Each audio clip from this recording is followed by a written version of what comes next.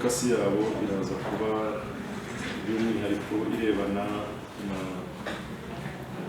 no kureba uburyo nk'abagenerwabikorwa cyangwa se abashyuma bakorana gute mu bijyanye na serivisi z'ikoranabuhanga, taransipoti, itumanaho, dukorana gute n'abashinzwe gutanga izo serivisi nk'abayobozi turi hano duhagarariye abaturage.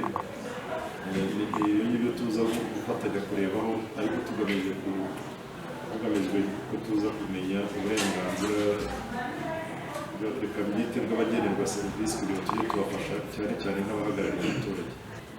Nk'uko umuyobozi yabivuze, RURA ni urwego rw'igihugu rushinzwe kugenzura imikorere y'inzego zimwe na zimwe z'imirimo ifitiye igihugu akamaro, tugenzura itumanaho muri rusange, tugenzura itumanaho rikoresheje internet, tugenzura amaradiyo n'amateleviziyo ndetse n'amatelefone.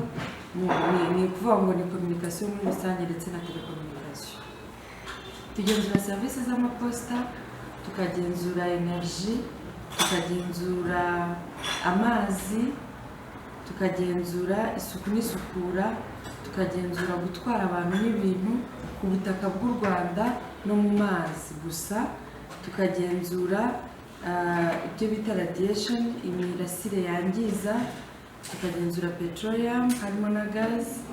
Igituma rero tubabwira umufatabuguzi n'impamvu ariwe uyu munsi twifuje kuganira cyane, impamvu ituma tumurengera ni uko umufatabuguzi niwe ufite imbaraga nkeya imbere y'umuha serivisi, kandi umufatabuguzi ni inkingi y'iterambere. RURA rero ifite inshingano kuri ziriya serivisi tugenzura cyangwa se muri iyo mirimo tureguretinga. Ni ukuvuga ngo dufite inshingano zo kubashyiriraho amabwiriza n'amategeko. Ni ukuvuga ngo turabagenzura kugira ngo turebe ko ayo mabwiriza yashyizweho yagenze neza.